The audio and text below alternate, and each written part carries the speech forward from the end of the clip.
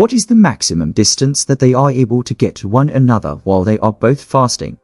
The practice of engaging in sexual relations during the month of Ramadan is strictly prohibited, as is common knowledge among Muslims and is something that is agreed upon by all Islamic scholars. It is now forbidden to engage in any activity that gives a person the desire to engage in sexual relations.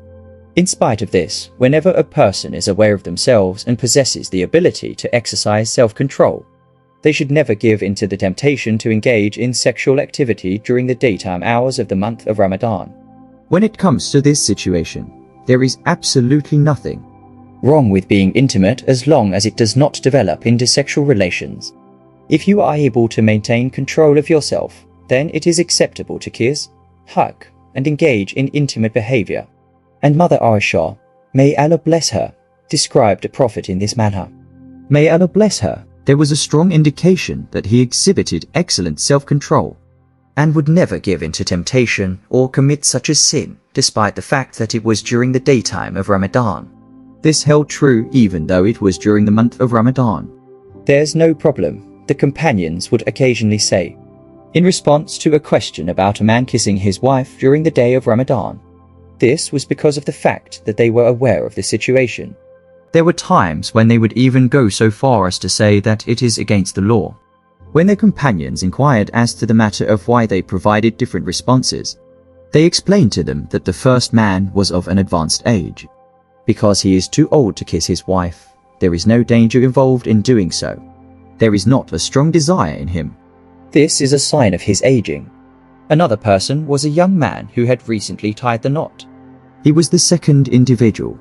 It is highly likely that he would engage in something potentially harmful, such as having sexual relations with his wife. If he were to kiss his wife, they would then be required to pay the price, which could include the release of a slave, starvation for a period of 2 months in a row, or the provision of food for 60 individuals. It is possible for a person to present evidence that they skipped for days. I am fasting, 60 days of non-stop, complete and total focus on everything.